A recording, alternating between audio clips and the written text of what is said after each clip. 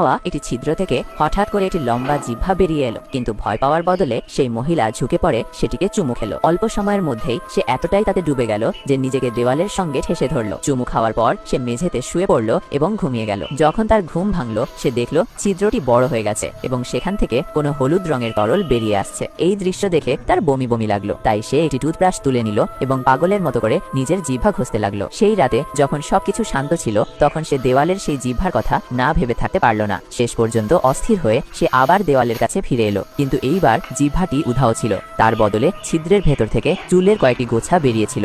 ভয় কাঁপতে কাঁপতে সে সঙ্গে সঙ্গে তার থেরাপিস্টকে ফোন করলো এবং জিজ্ঞেস করলো এর মানে কি হতে পারে, কিন্তু থেরাপিস্ট এটাকে নিছকই কল্পনা বলে উড়িয়ে দিল। বলল তাকে শুধু বেশি করে বাইরে বেরোনো উচিত এবং কিছু সময় বাইরে কাটানো উচিত। আসলে সেই মহিলা ভয়ানকভাবে মানসিক রোগে ভুগছিল। 30 বছরেরও বেশি সময় হয়ে গেছে সে কখনোই বাড়ির বাইরে বেরোয়নি, কিন্তু যখন সে শেষ পর্যন্ত বাইরে যাওয়ার সাহস জোগাড় করলো ঠিক তখনই জিহ্বাটি আবার বেরিয়ে এলো। সে সঙ্গে সঙ্গে তার কাছে গেল, কিন্তু এইবার তার মনে হলো কিছু একটা করতেই হবে। যদি এভাবেই চলতে থাকে তাহলে সে আরো বেশি অশান্ত হয়ে পড়বে। তাই সে একটি হাতুড়ি তুলে নিল এবং জোরে দেওয়ালের